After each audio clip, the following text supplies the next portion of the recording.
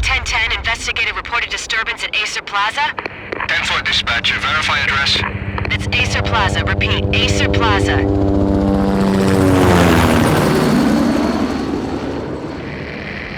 Shots fired on the rooftop. An assault in progress at Acer Plaza. Repeat, an assault in progress.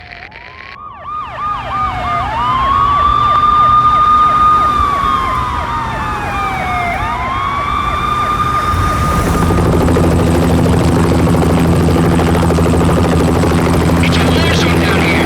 1085 dispatcher, need additional units. Additional units now. Officer in danger. Officer in danger. 10-5, please repeat. 10-5, all units, emergency. Officer in danger, Acer Plaza. Repeat, Acer Plaza, all units. They were all dead. The final gunshot was an exclamation mark to everything that had led to this point. I released my finger from the trigger, and then it was over. To make any kind of sense of it, I need to go back 3 years. Back to the night the pain started.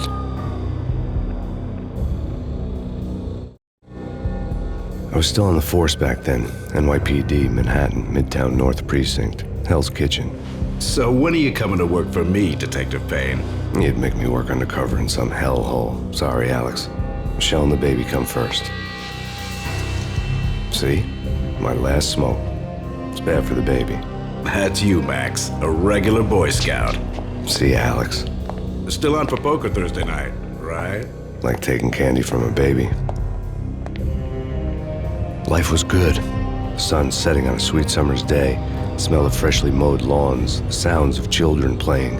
A house across the river on the Jersey side. Beautiful wife and a baby girl. The American dream come true. Honey, I'm home. But dreams have a nasty habit of going bad when you're not looking. The sun went down with practiced bravado. Twilight crawled across the sky, laden with foreboding. Something ugly had been tattooed on the wall, a map of things to come. It was a poison syringe, a magic tag full of diabolical meanings.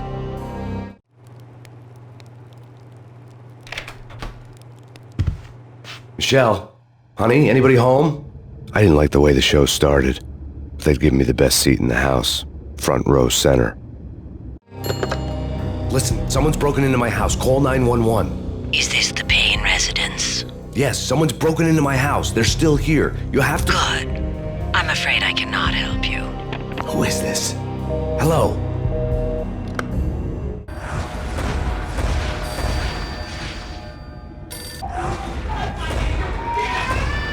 Michelle!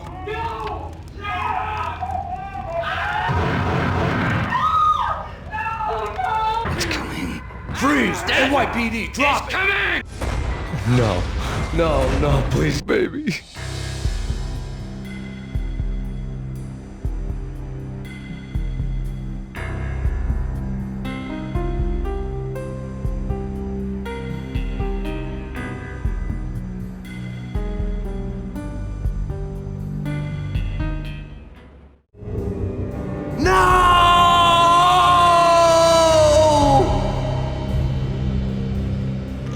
That was 3 years ago.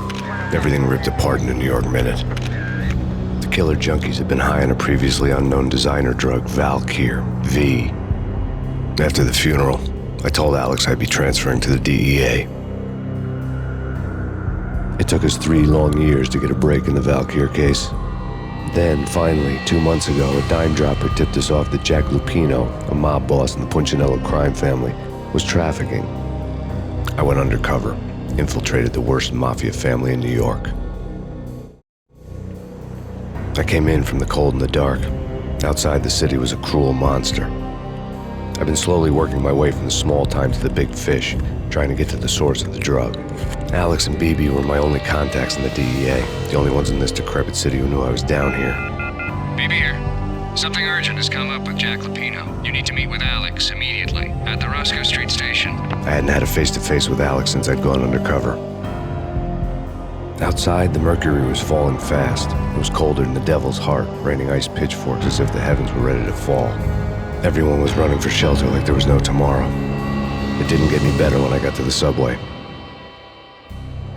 feeling hit me like a point-blank shot straight in the face. Something was not right about this. My Beretta stirred nervously under my coat, but the train doors had already shut behind me, and I was in for the ride.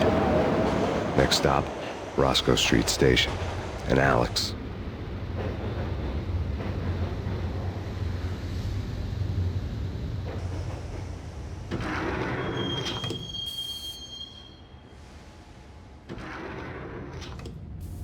The station was drenched in gloom. Alex was a ghost, nowhere to be seen. I'd have to look for him. Death was in the air at Roscoe Street. I'd have to find Alex fast. Home free. This way. What the hell?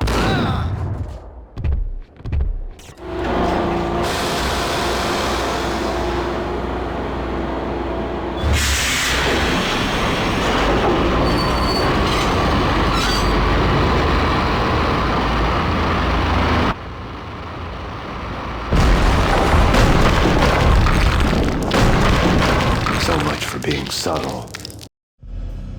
The rusty door led to an abandoned part of the station, closed off since the early 40s. Something big was going down at Roscoe Street.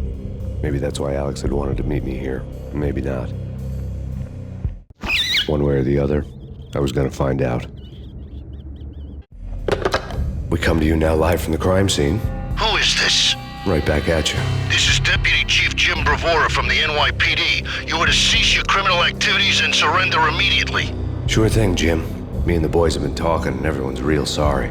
They'll never do it again. Who the hell is this? Being placed at the scene of a bank robbery wouldn't have tipped the odds in my favor. The bank robbers had been after Acer Corporation bonds. The Acer success story had recently been on every channel and on the cover of every magazine.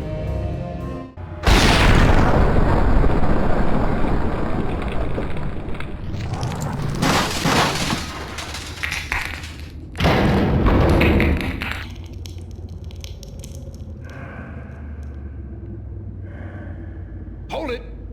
Max, Jesus, you almost gave me a heart attack! I nearly shot you! Alex, I'm glad to see you. What the hell's going on? There are more corpses here than at the city morgue! It's an armed robbery, a tunnel job straight to the Roscoe Bank vault through the old station. Is this why? This is Lupino's gig? This is Lupino's doing? Lupino's men? Really? You sure know how to pick a place? Can you get through? No, it's locked. We gotta get out of here. If it's Lupino, it's... Alex? Alex!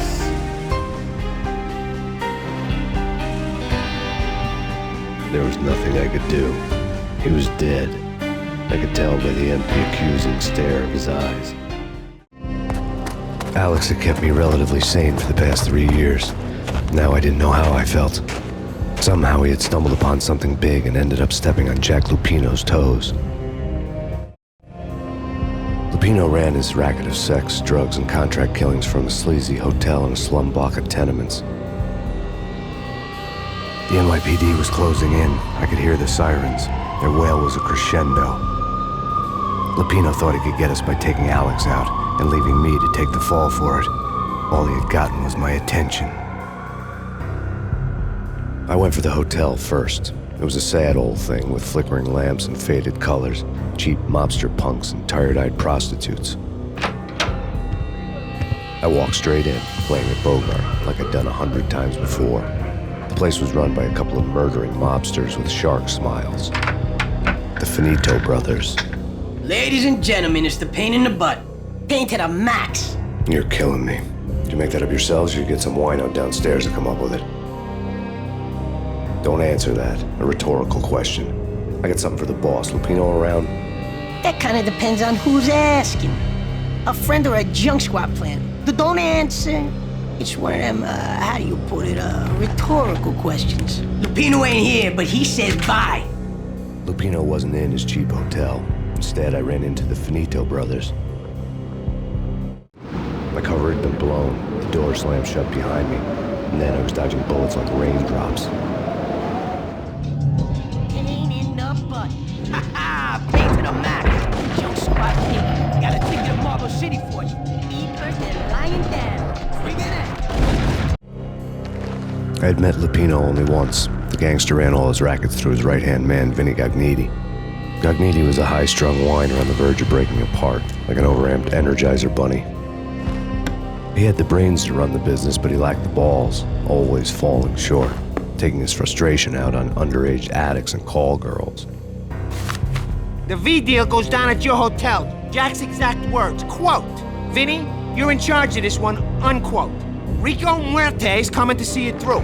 Anything goes wrong and everybody's gonna get dead. Goes double for you. Treat this guy real good. Anything he wants, you give him. Don't screw this up or you're finito, finitos. A V deal meant added security, locked doors, lots of nervous thugs with itchy trigger fingers. I'd seen nothing coming in, but that didn't mean it hadn't been there. Rico Muerte was a regular Kaiser Soze, a spook story told to keep the apes in line. 313. The Finitos had scribbled Muerte's room number on the note's margin. In his press conference today, the mayor stated that Valkyr represents a clear danger to New York and called for drastic actions to eliminate the problem. On today's top story, the Valkyr crisis worsens with the murder of DEA Special Agent Alex Balder. Special Agent Balder had been shot repeatedly from a point-blank range. The gunman has been identified as Max Payne. The noose is sure to tighten around this fugitive criminal as more NYPD units join the search to apprehend him. I had just gotten my 15 minutes of fame. Tonight, the city's fight against the nightmare drug Valkyr took a turn for the worse as DEA Special Agent Alex Balder was found brutally slain at the Roscoe Street subway station. A suspect was seen leaving the site only moments after the shots had been fired, and the NYPD is currently in pursuit of Max Payne, a repeated felon believed to be armed and extremely dangerous. And now the weather. The worst winter storm in recorded history continues to pound the city. Our investigation had turned up nothing to link Angelo Punchinello, the head of the Punchinello family, to Valkyr. All tracks had ended with Jack Lupino. The letter in Muerte's room was signed by the Don himself. It was the first hint that the Kingpin knew what was brewing inside his syndicate. The trouble you got into after the Chicago screw-up. The Punchinello family bailed you out. You have been waiting for a chance to pay us back. One of our trusted boys has a monkey the size of King Kong on his back, and we need your special skills for backup on a major deal. Collecting evidence had gotten old a few hundred bullets back. I was already so far past the point of no return I couldn't even remember what it looked like when I had passed it. The diary belonged to a hooker named Candy Dawn. The read would have made a vice cop blush. Had talks with the mystery hag over the phone again. Sent her the latest One-Eyed Alfred tape. As long as the hag keeps paying for the tapes, the old man could come every day for all I care. She had a nice sideline, making secret X-rated flicks of her clients and selling them to the highest bidder. It would get her killed if her V-fix for the day didn't do it first.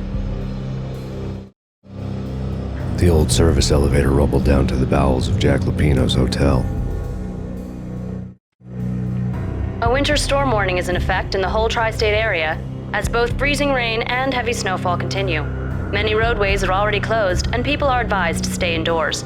The severe blizzard has ravaged New York for 3 days now, with no end in sight. We'd been snowed from the start in the Valkyr case. The forecast said there was plenty more where that had come from. But the snowbound city was on my side. Less chance of innocent bystanders getting caught in the crossfire. A dead man tied to a chair lay on the boiler room floor. Captain Baseball Bat Boy has an unbeatable track record in superhero death matches. But a six-pack of root beer gets me every time. The murder weapon was a baseball bat, now lying in a pool of drying blood next to a newspaper folded open on a Captain Baseball Bat Boy comic strip. Two mad dog killers, ready to murder each other. They step into the next room, and I'm thinking, now they're gonna do it. But no, they sit down in front of a TV and solve their differences with the Kung Fu fighting video game. I tell you, Candy, I was so depressed, I strangled them both with the video game cables. Oh, Rico, you're so bad. I am, ain't I? Rico Muerte, big-time hustler. Who the hell? It's that cop. Muerte went for his gun. There was an old telephone switchboard in the back room of the reception area. kind that made phone tapping child's play.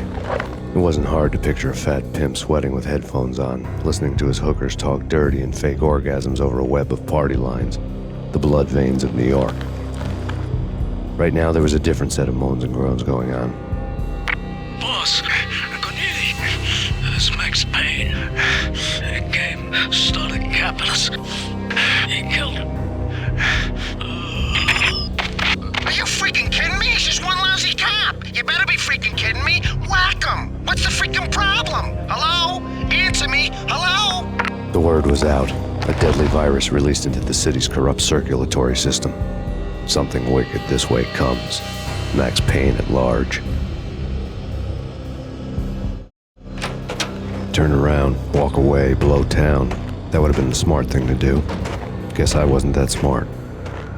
Lupino's tenement buildings were a seedy hangout for all kinds of sleaze. A liquor store, a pawn shop, a laundromat full of mobster bookies and loan sharks. The list went on.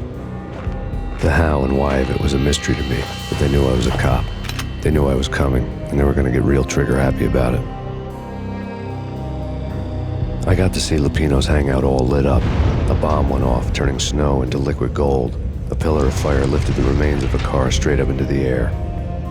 The flames were highlighted on the hood of a black Mercedes-Benz as it coasted down the street real slow, as if the driver didn't have a worry in the world. I got a good look at the man riding shotgun. It was Vladimir, the head of the local Russian mob, the fly in Don Punchinello's soup. The ringing in my ears was the sound of a mob war being waged.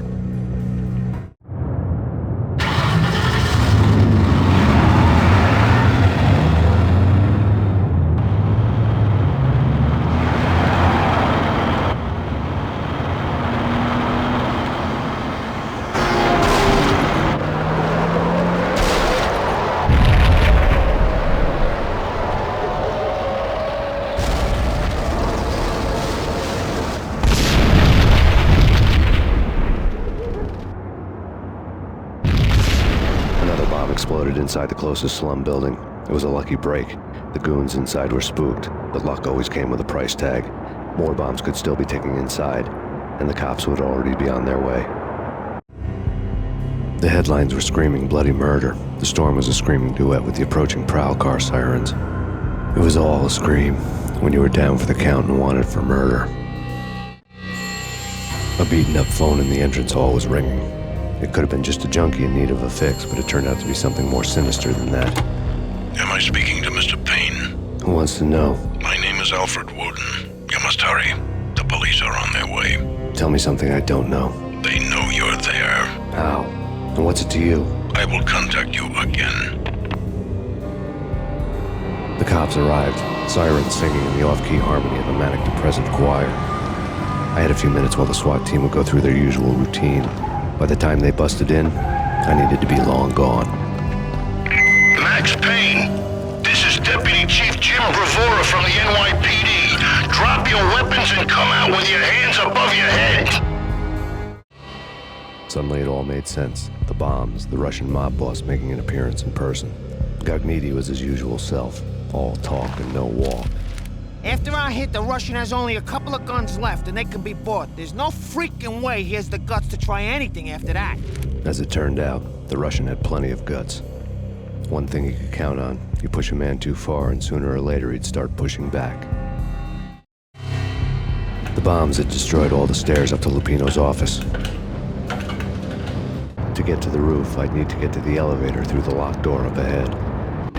No, don't shoot. You know the clowns at the laundry? Me? No. You're no good to me then. What? No, the laundry, yeah. I know him, yeah. Get me in there. New York City is in crisis tonight, with reports of Valkyr-related gang war in the streets of the Bronx.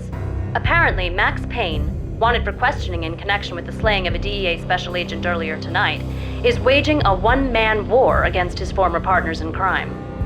Among the listed casualties so far are notorious mafia members Joey and Virgilio Finito, as well as Rico Muerte, himself a fugitive from the law, and a suspect for several murders in the Chicago area.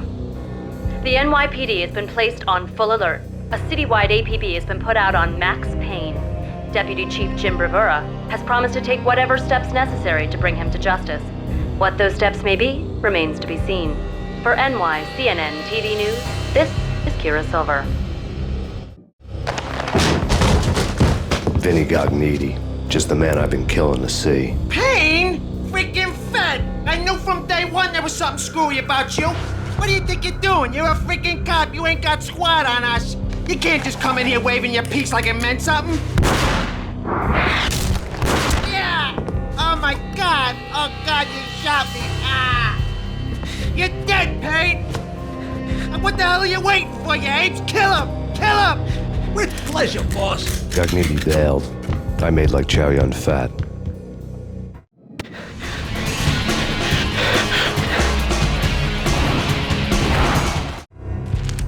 The letter was addressed to Don Punchinello, but Vinny had never had the nerve to finish it. Jack's gone voodoo. Just the other night, he shot Dino because he wanted to see what his brains looked like splattered on the wall. He's a freaking mad dog. We're running out of men and business fast.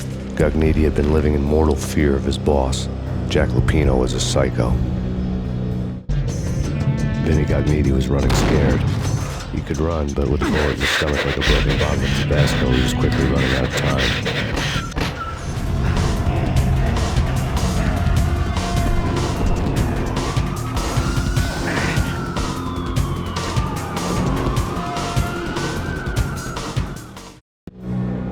This was my second train ride of the night. The way it started didn't promise anything better than the last one. Freezing wind tearing at my face like sandpaper and razors, ice hard and slick under my hands and feet. And somewhere in the background, the wail of sirens, the city howling after me. New York sped by and fast forward. Dark rooftop water towers and a dead forest of antennas and chimneys, all a blur. When the train he was riding slowed down, Gognitti made his move.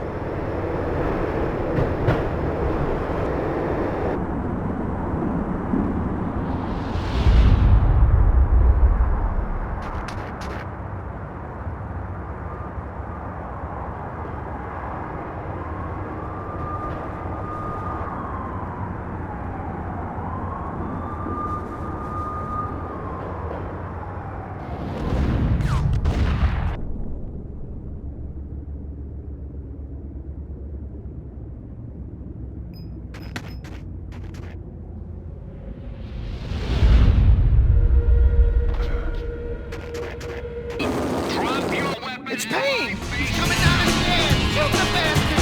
Hey, boss, you got it. No problem. All right.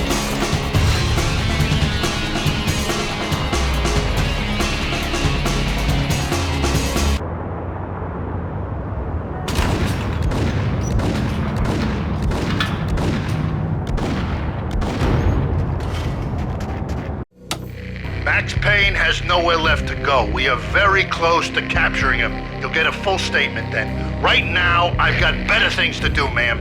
That was Deputy Chief Jim Bravura from the NYPD with no further comment at this time. Apart from his suspicious food habits, I figured Bravura to be one of the good guys.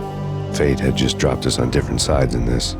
But when it came to capturing me, he was way out of his league. I had already ditched the cops a couple of rooftops back. For now.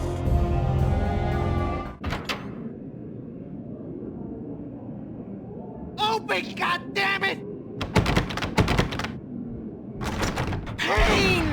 I'll kill you, you lousy freaking cop! Gognitti ran out of steam in a dead-end alley with steam boiling out of the sewer grates like all the fires of hell were burning high beneath us. It was shakedown time. Where's Lupino? Screw you! Bad start, Vinny. Ah! Police brutality! I rate pretty high on that. You can't just hurt me in cold blood? Just keep telling yourself that. Listen good, Candyman. I'm not gonna be anybody's fall guy. I wanna know where your boss is hiding.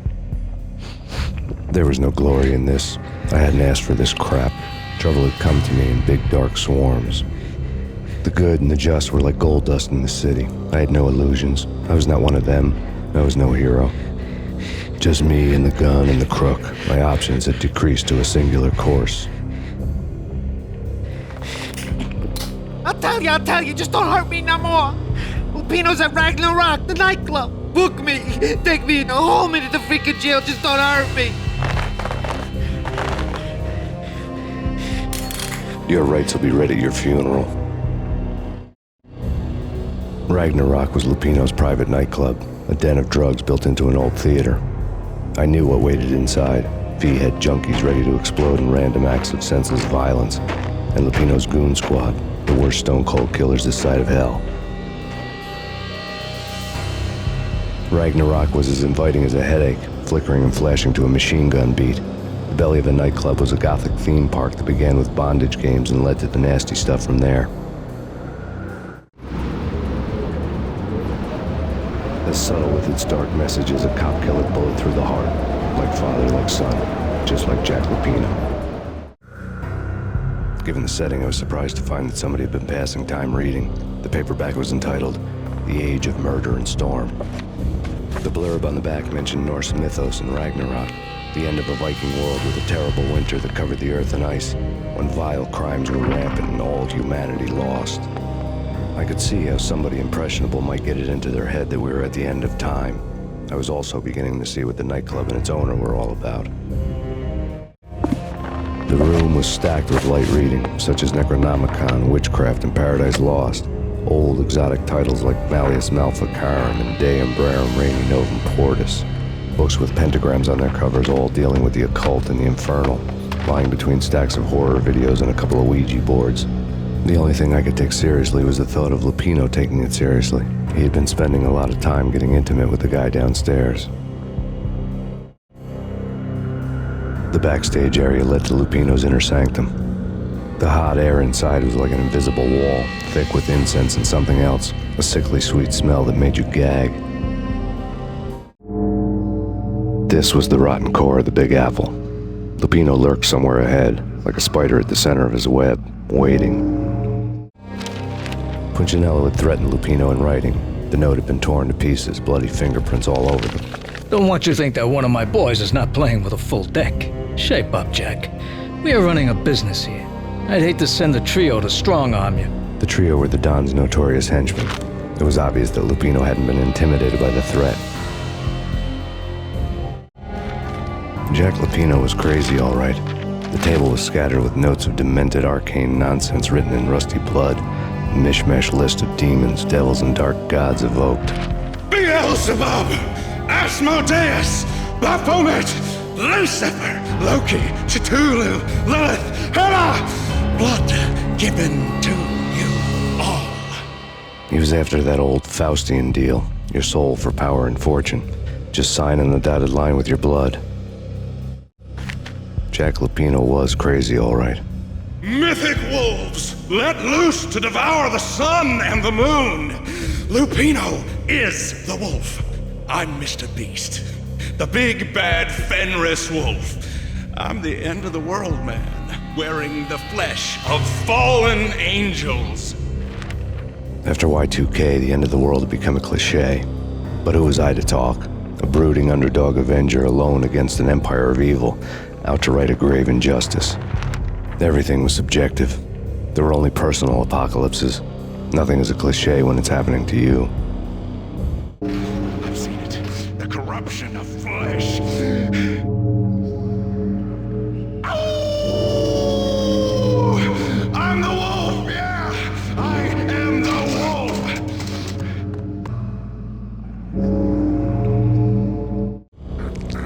I had known there'd have to be a catch in it somewhere, and this one was the Empire State Building of catches.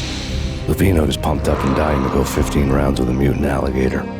And then he started this spooky monkey talk, straight from a bad dream. Mine. I have tasted the flesh of fallen angels. I've tasted the devil's green blood. It runs in my veins. I've seen beyond a world of skin, the architecture of blood and bow and arrow.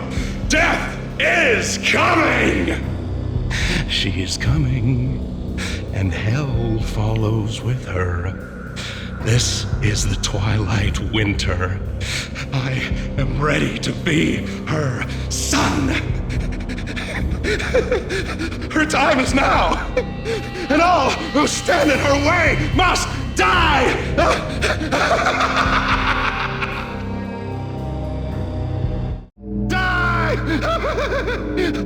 You'll die! You'll die! Now! When Lupino finally went down, I wanted to make real sure he'd stay that way. V was a bad monster. Turned them into friggin' zombie demons from outer space. I think he's dead already. Huh? And that's when it happened. But dead or not, you've got the wrong guy.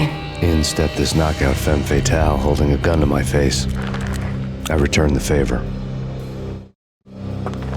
Lisa Punchinello. Lisa Punchinello was the Don's wife. Mona Sachs. Lisa's evil twin. Your safety's off, evil twin. You might hurt someone with that gun of yours. Lisa's the damsel in distress. I'm the professional. I'd blow you away without batting an eye. Sure, and you can check out my credentials splattered all over this joint. Jack couldn't have framed you. Not the state he was in. We're after the same slime bag. Angelo Punchinello's the one who murdered your friend and framed you with it. You know this for a fact? I've got my sources. I don't have a clue these days. I just shoot them as they come. Who put a contract on the Archfiend? This one's mine. I hate the guts of that sadistic wife-beater. Why not pool our bullets for this one? I thought you'd never ask. My finger was starting to twitch. How do you like your whiskey? I'm easy, as long as you don't try to slip me a Mickey. You're a real angel, Max. It was good stuff. Tasted sweet as honey going down. Nothing personal. Can't risk you going berserk and getting Lisa killed.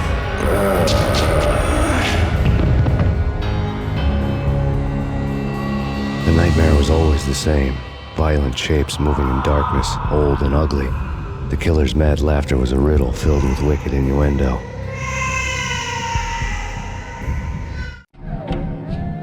Somewhere, the baby was crying. Should have known it when we found you snoring next to Lupino's corpse. A comedian, huh? Alex and I had a few moments of glory between us. Crime-fighting comrades, the best in NYPD DEA collaborative team. Good-hearted macho bullshit like that. I would have given anything to have him here as my backup. No such luck. No luck at all. No, please God, no.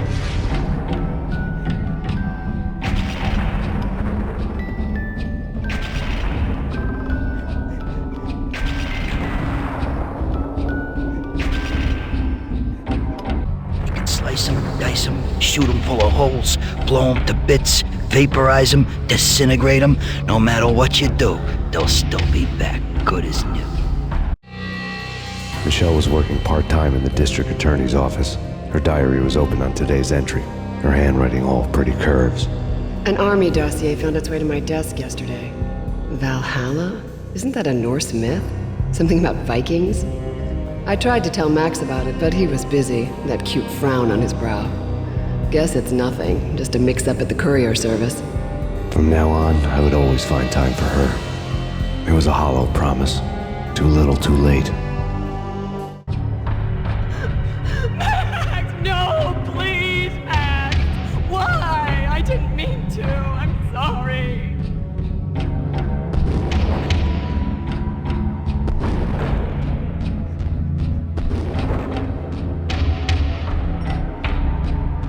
Murderer! You killed her! Nothing like that ever happens in the real world.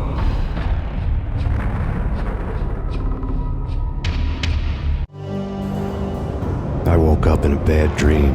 My head felt 2 sizes too small for my brain. Max Payne. I envy your name. And the killer was smiling. Pleased to meet you. I'm Frankie the Bat Niagara. Niagara, as in you cry a lot? He had a baseball bat and I was tied to a chair. Pissing him off was the smart thing to do.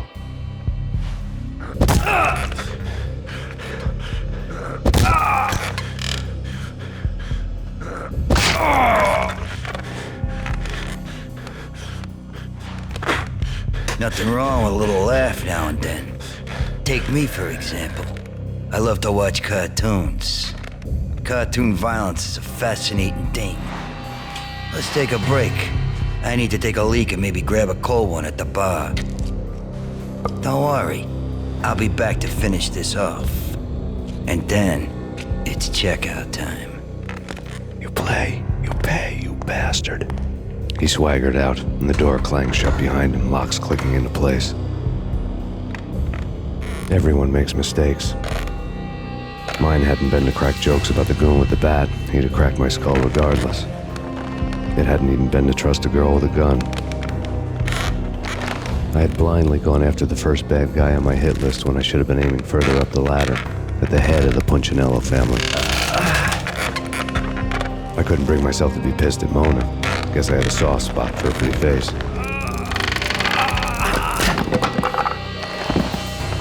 But when somebody decides to play baseball with your head, you tend to get sore.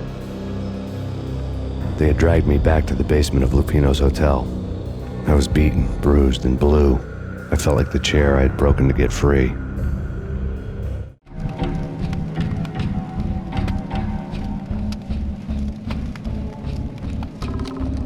All I had was Niagara's bat, sticky with my own blood. The men in blue had come and gone. They had decorated the place with chalk outlines and tied it together with yellow tape. The cops who had stayed behind were dead. Frankie, his boys, and I had the place all for ourselves. That crazy witch, you should have heard her. She was a real scream when the boys caught her trying to cap the Don. Oh, that's friggin' bad. To the trio? That's even worse than what Frankie's doing to that poor bastard downstairs. She's gonna take a long time to die. The mobster muscle on the phone was talking about Mona. Punchinello's trio were nothing but bad news. The fact remains that all the victims so far identified in the Ragnarok shooting have been known criminals, many of whom had large doses of V in their blood. Reliable sources say that Max Payne was also among those killed, although no body has been recovered at this time. Reliable sources. That meant somebody thought the Mafia had me, didn't want the cops snooping around anymore. The body would be delivered to them barely recognizable. Case closed. Don Punchinello had the power to be that reliable source, which was no news. But his news was old news. Framing me hadn't been enough. Don Punchinello had put a hit on me. He wanted me dead, and it had been important enough for him to give written instructions to Frankie about it. Max Payne should die like a dog for the trouble he's caused. Frankie, I know I can trust you to give this matter the dedication it needs. The hotel bar was fast developing quite a history. True to his words, Frankie was there, having a beer. Jesus Christ. How the hell did you get loose? Got bored waiting. Thought, what the hell, we could just as well finish this here. Thank you. You've been a lovely audience. Had enough? I don't play with girls anyway. Unfair! I spotted the tail as soon as I left the hotel. A big black Mercedes. I'd seen the car before. That time it had heralded impressive explosions. Vladimir was back. Bang. You're dead, Max Payne. I might have laughed if I remembered how. What's this supposed to be? Cops and robbers? Look, you want something with me? Get in line. Peace, man. Relax. You know you are a real news item. Armed and dangerous. I am going to make you an offer you can't refuse. I've always wanted to say that. It's a bum rap. I've been framed. Well, that's a moot point. Whatever you did or did not do, I'm sure you had good reason for doing it. Want to hear me out? I'm listening. Punchinello messing with V is bad for business all around. But that's not all. There is this guy, Boris Dime, used to pull jobs for me. He's the captain of the cargo ship Charon. Now the bastard turncoat has gone over to the other side, Punchinello's. The ship's loaded with high-res hardware, guns, my business. If Punchinello gets hold of that cargo, he's won and I have lost. And you'll have your work cut out for you. If you want to get to Punchinello, you'll need heavy-duty persuaders. I am just the man to get them for you. Change the ship back under my flag, maybe pop 2 in the traitor Dime's head while you're at it. You'll get enough guns to start the apocalypse. You in or out? Let's get this show on the road. Vladimir was one of those old-time bad guys with honor and morals, which made him almost one of the good guys. None of us was a saint. The Brooklyn riverfront was a maze of rusty containers, sharp-boned cranes looming up from the snowstorm. On a night like this, you couldn't help but think of the dark army of dead men sleeping with the fishes, cement shoes in line. Rico Muerte had come to town to do more than just sort out family troubles. Exhibits number 1, 2, and 3. A briefcase of money, a sniper rifle, and an envelope with one word neatly printed on a folded piece of expensive paper. Mayor. It didn't sound like a mafia contract at all. It was too cold and too to the point. Rust had crept over the sides of the cargo steamer a long time ago. Boris Dime would be on board. I'd have to smoke half of his crew to even get near the gangplank. Guns were probably being kept in the hold, buried amidst the rats and oily water. Dime?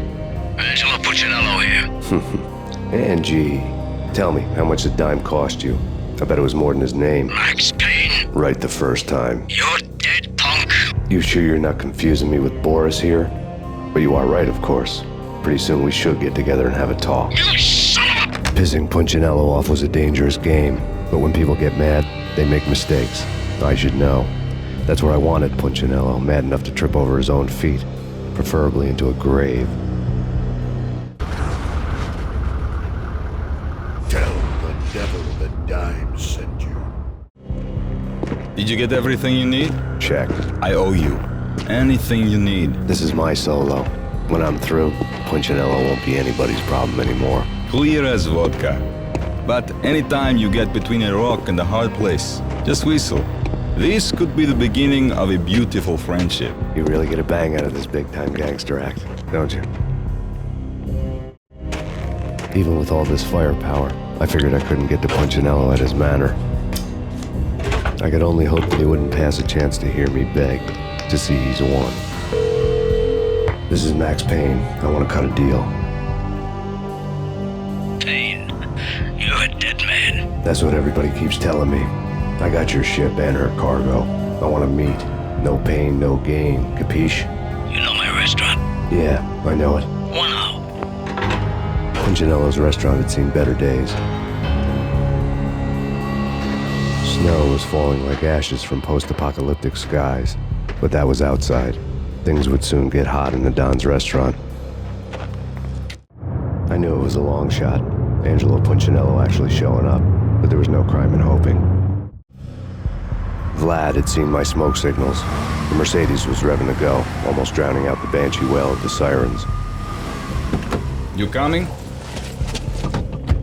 We'll drop you off at the Punchinello Manor. Sounds good to me. When this is over, look me up. I could use a professional like you. I'll keep that in mind. The night groaned with cold. The garden lights flickered nervously. In their light, the falling snow was dead white before the darkness ate it up. I had heard the stories. The trio were mad dogs. They'd have hung the heads of their enemies over the manor gates if the capo had only let them. Punchinello wanted pain. He'd see the pain. The trick in my situation was that there was no trick, no matter what the movies tell you. No rules, no secret mantra, no roadmap. It wasn't about how smart or how good you were. It was chaos and luck, and anyone who thought different was a fool. All you could do was to hang on madly, as long and as hard as you could. Someone had graciously left the back door open for me and killed the guards. My money was on Mona. I knew the trio would be standing between me and Punchinello. I had read their rap sheets, thick as phone books. No one would be walking out of here alive. The numbing cold of the broken night had followed me in. Upstairs, the trio tangoed down the manor halls to the silent rhythm of their murderous hearts, the blood of their victims rust on their lips. Vince Mugnano, Pilot Providence, a.k.a. Big Brother, and Joe Deadpan Salem. The pistol was a frozen lump in my hand, piercing the skin, gnawing me to the bone. Someone hadn't enjoyed the Don's hospitality. Someone with a flair for the dramatic. Someone who had let herself out of a locked cell and past a couple of armed guards. My thoughts were on Mona again. I could only hope she was a good enough gambler to walk away while she was still winning, before she'd run into the trio. The word on Lisa Punchinello was that she was a bit of a witch. The tarot cards on the kitchen table fit the picture. They weren't my kind of cards, but I was willing to take a crack at the hand Mrs. Punchinello had dealt. The first card was the tower. Maybe that was supposed to be the manor. It got easy after that. The devil was the master of the house, and death was me, coming for him. You're a real angel, Max. I couldn't tell whether it was Mona or her sister. The body was a mess. The sick bastard had really gotten a kick out of it. Seeing her lying there got me thinking about another woman's body on another bed. Got me thinking about a fallen cradle. Max Payne. Talk to me. Alfred Woden. You've got company. An armed helicopter just landed on the manor grounds. You must hurry. The more the merrier. Outside my door. Hurry. He's coming for me. You gotta hurry. Please.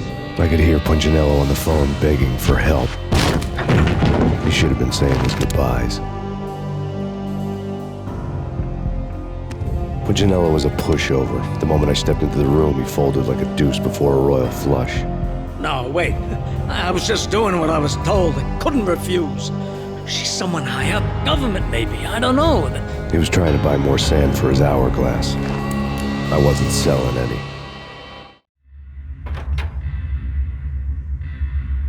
No, I told him not to. Don't move. Game over, Max Payne.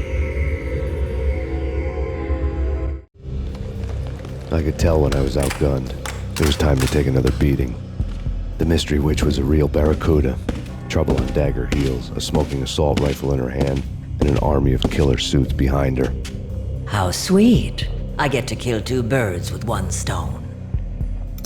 Sooner or later, it was going to catch up with you. Mr. Payne, it's time to show you the benefits of my brew. Be a good boy now.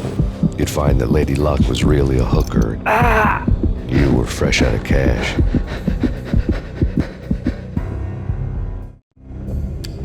Gentlemen, we're done here. Take me to Cold Steel.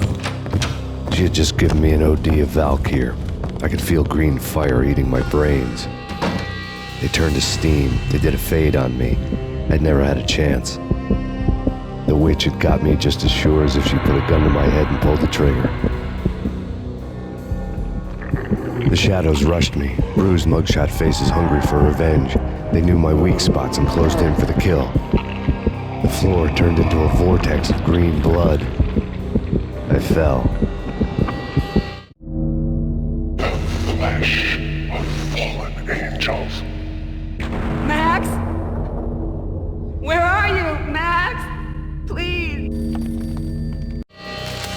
There was something disturbingly familiar about the letter before me. The handwriting was all pretty curves. You're in a graphic novel. The truth split my skull open, a glaring green light washing the lies away. All of my past was just fragmented still shots, words hanging in the air like balloons. I was in a graphic novel. Funny as hell. It was the most horrible thing I could think of. Bartender is shiny stuff and dreams are made of stooped necromancers. He sings like a banana wrist, having strayed too close to the constellations on their shaved skulls. There was a bad line in the prank call. Someone spouting insane babble. I couldn't make sense of it. But I had an overwhelming sense of deja vu. The caller's voice sounded oddly familiar. There was something disturbingly familiar about the letter before me. The handwriting was all pretty curves. You're in a computer game, Max. The truth was a burning green crack through my brain, weapon statistics hanging in the air, glimpsed out of the corner of my eye, endless repetition of the act of shooting, time slowing down to show off my moves, the paranoid feel of someone controlling my every step. I was in a computer game. Funny as hell, it was the most horrible thing I could think of. Don't lose it. It's Valkyr. The drug. Snap out of it. Try to remember. It was a bad line in a prank call, someone spouting insane babble. I couldn't make sense of it. But I had an overwhelming sense of deja vu, and the caller's voice sounded oddly familiar.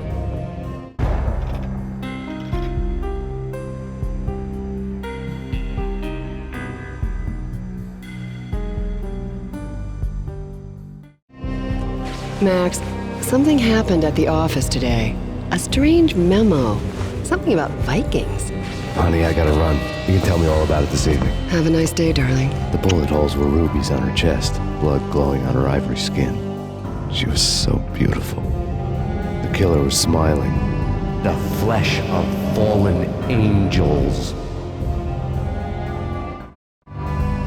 Slowly, the green nightmare faded, leaving dark stains on my soul that would never come off. I felt like flatlining. I was all shook up. I woke up in a cold sweat, sick and tired to the bone, lying in a puddle of my own puke. The hag had said take me to Cold Steel before it had all gone crazy. It was a clue, the only one I had.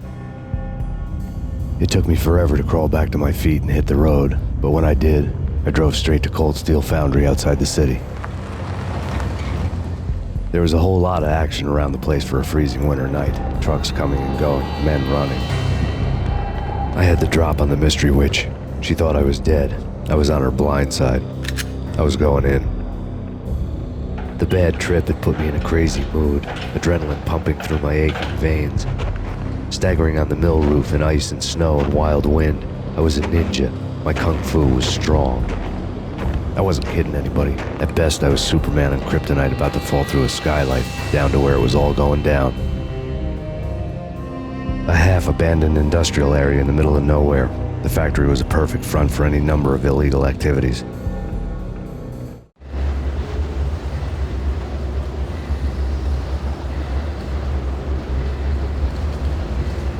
In the belly of the plant, molten metal boiled and bubbled like a witch's brew.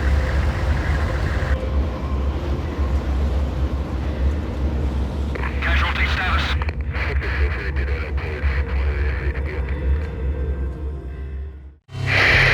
Life-threatening weather conditions. A record-breaking killer storm. In the city's history, vehicles stuck in snow. Heavy snowfall. Forecast shows severe weather is expected to continue. Out in the night, snow fell like confetti over the Devil's Parade. The storm was anything but over. Perimeter breached. The facility has been compromised. Repeat, the Deep Six has been compromised. Initiate Operation Deadeyes. The walkie-talkie military lingo could mean only one thing. They were getting ready to destroy the evidence and vanish into the night. I was so close. The hidden truths were just around the corner. The mercenaries were running a tight operation, paperwork and all. Merchandise missing again. A chemist had tried to smuggle it out for his own private party. Locked him up in cell B7 in D6's old test facility to wait for proper processing. I was close enough to hear the secrets, just beyond the next doorway.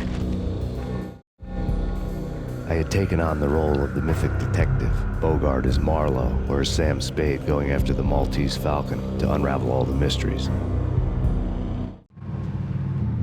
Following a path of clues to that final revelation, even if it would take me down to the cold, cavernous depths of a grave. You can't do this! My men are still inside! Do you have any idea why this is called Operation Deadeyes?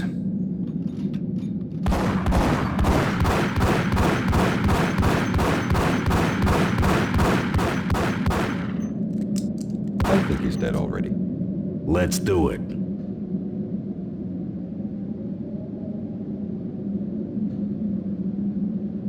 Attention all personnel.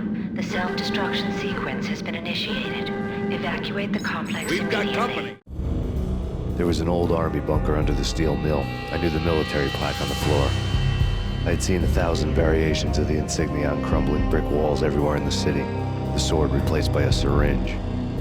Project Valhalla, V for Valkyr, V for Valhalla. All of a sudden it read like a crackpot conspiracy theory.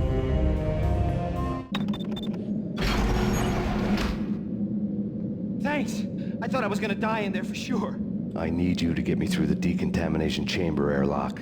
You're crazy! No way! The place is blowing up, for Christ's sakes! Either that or back to the cell. Your choice. Top secret. Project Valhalla. U.S. Army. Yggdrasil Network. Valhalla. The otherworldly place in Norse mythology where the bravest heroes spent their afterlife feasting and fighting forever. Their wounds miraculously healed night after night.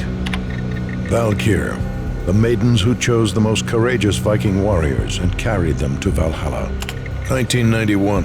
The research objective is to create a chemical substance to enhance the stamina and morale of infantry troops. 1995.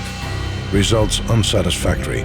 Project canceled. Someone had decided to continue the sick experiment unauthorized. Project compromised. Data leak. Fix the damage by any means necessary. Security clearance red. Authorized by the project lead. Field test. Double the dosage for all the remaining test subjects. Observe and record the subject's behavior in an urban setting. The drop-off point was my old address in New Jersey. The file dated 3 years ago. Just when you thought you had reached the deepest depths of horror, it suddenly got worse. How to turn off that small voice inside your head that started to whisper that you should be glad that now, if not before, your revenge was justifiable on any conceivable moral scale.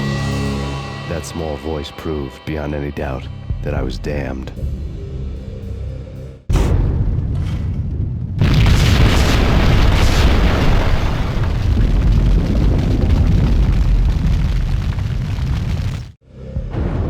Piece together a jigsaw, and the final picture is you finishing that same puzzle. A mad, green-eyed killer standing behind you. An urban legend come true. The Project Valhalla test subjects had been the mad junkies who had murdered my loved ones. The rest was simple body count math. It all pointed to her. Ms. Valkyr. The factory went up in a fiery inferno behind me. All my leads were dead, turned to smoke and dust. I had lost my way. I hadn't slept in a million years.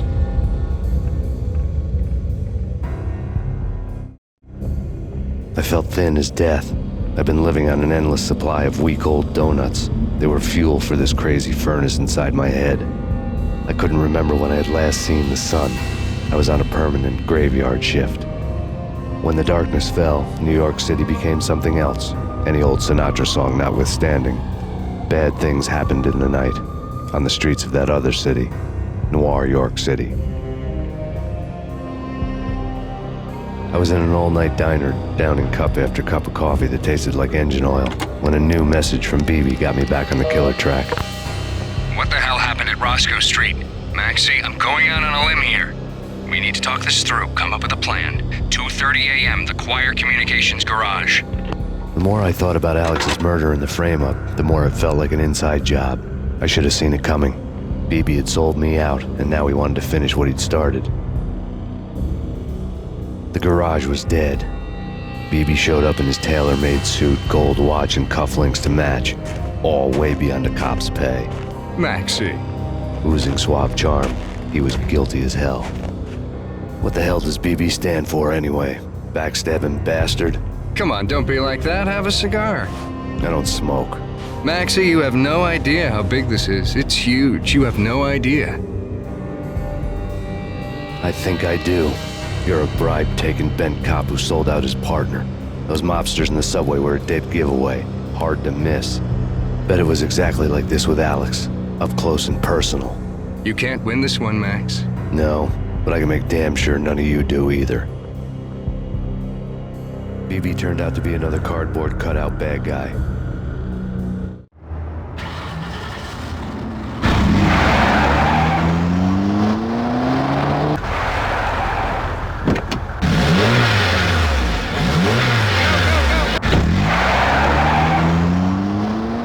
Bad cop on the take, a cowardly right-hand man fleeing from the scene, leaving his paid thugs to do his dirty work. Reports of a fire at the Punchinello Manor in Westchester. The manor is the home of Angelo Punchinello, the alleged head of the Punchinello crime family. The police are now saying, contrary to their earlier statements, that Max Payne is still alive and at large. He continues his vendetta against the Mafia, of which this last act of arson is attributed to. I had no recollection of setting any fires, but I did remember the flames. Yeah. Max Payne? Whatever does it for you. This is Alfred Woden. I can give you the name of your enemy. Come to the Asgard building presently. We are expecting you. Woden was waiting for me on the steps of the old building. Mr. Payne, let's go inside. The others are anxious to begin. The others? Despite the general misconception, this building actually predates the City Hall by 2 years, thus being the oldest municipal building still in use here at the foot of the Brooklyn Bridge. No kidding. The old man played tour guide as he led me through a dark domed hall. The answers I was after loomed large ahead. Mr. Payne, I would like to introduce you to my colleagues in what we call the Inner Circle. You've been watching too much X-Files. You have seen the files on Project Valhalla. We can fill the gaps, provide you with the information missing from those files. We were all involved in the early stages of the project during the Gulf War. What's the catch? We would very much like to blow this thing wide open, but our hands are tied. Her name is Nicole Horn. She was the key figure in Project Valhalla. When the funding was discontinued, she simply refused to quit. She knew exactly what she had in her hands. Nicole Horn is the president of Acer Corporation. She has more than half the city in her pocket. This must be kept under wraps. If you try to go public with this, we will deny any knowledge. We need you to take her out. Afterwards, we can protect you. Make all the charges go away. That was the cue for the killer suits to kick in the doors and swarm inside. It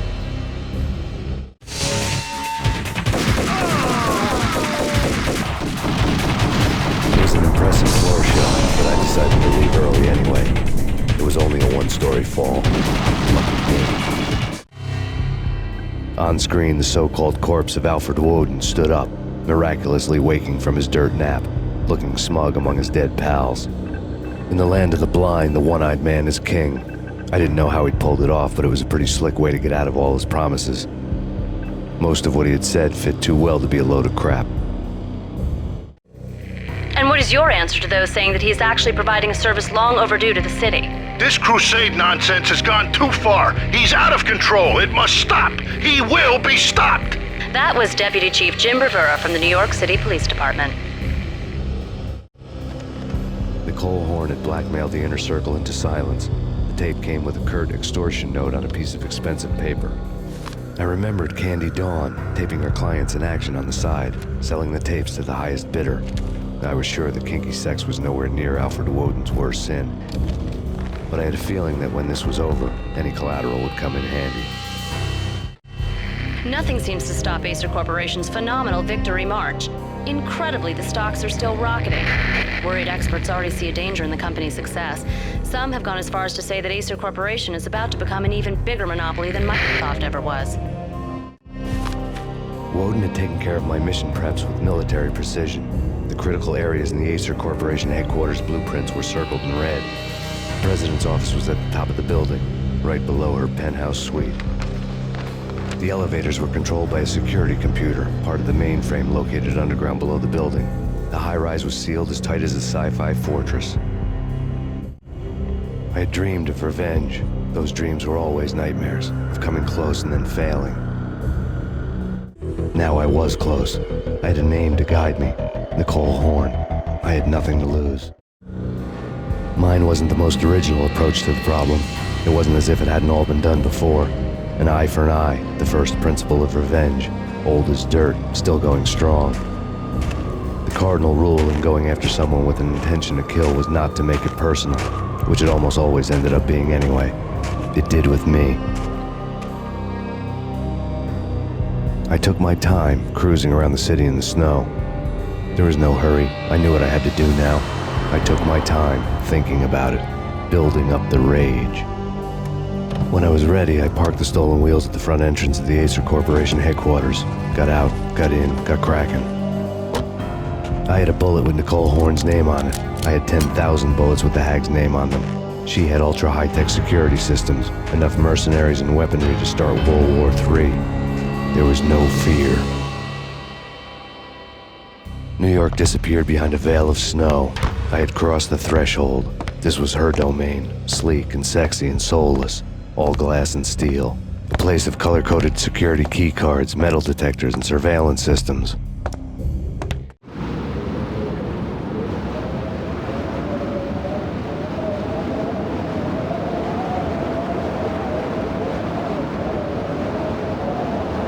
Colder than a walk-in fridge. Cold as a gun.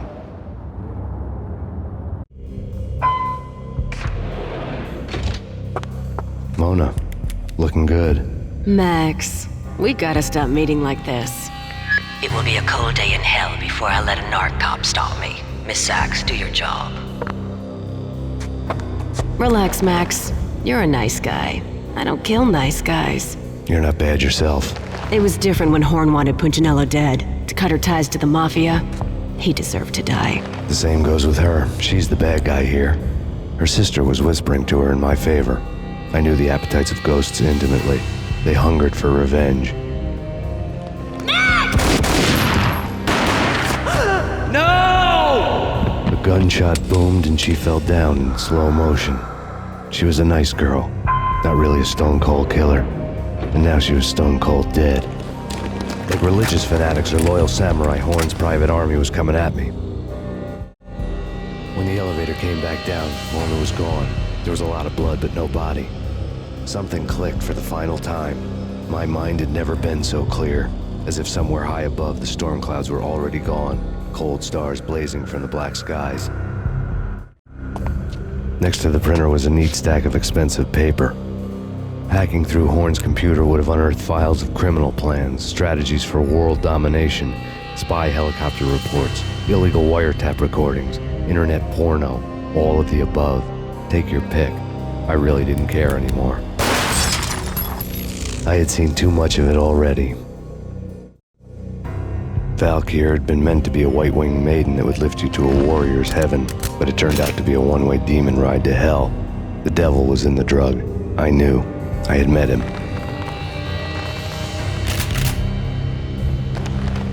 And now I was gonna kill her. The queen of the underworld who had tried to lift herself a bit closer to heaven with her drug money. No begging, no bribes. She knew better. Honor among killers.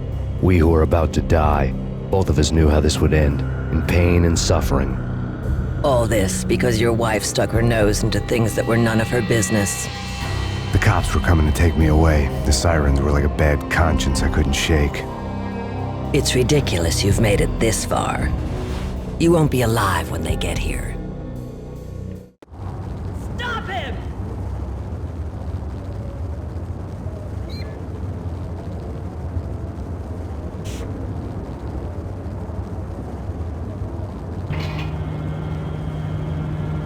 Waste of time.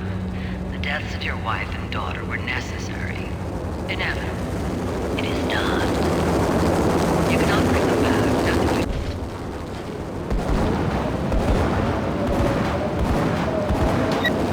Roger that. Attempting to land now. It's gonna be tricky.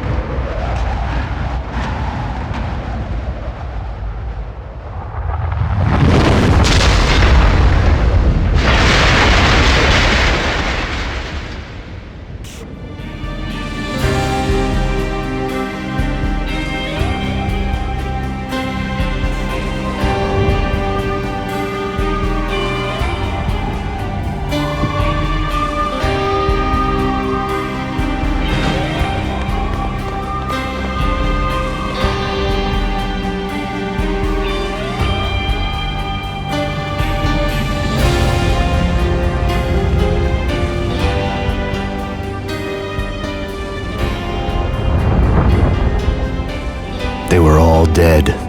The final gunshot was an exclamation mark to everything that had led to this point. I released my finger from the trigger. And then it was all over. The storm seemed to lose its frenzy. The ragged clouds gave way to the stars above. Max Payne, this is Deputy Chief Jim Bravura from the NYPD. being surrounded. Throw down your weapons and lie down with your hands behind your head. A bit closer to heaven.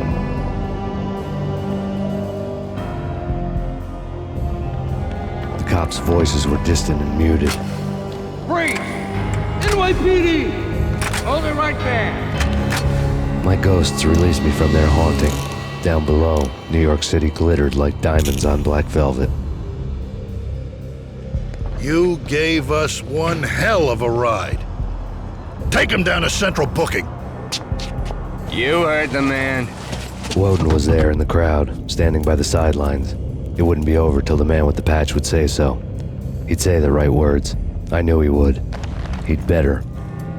Woden grinned smugly. It was the grin of a winner. That made two of us.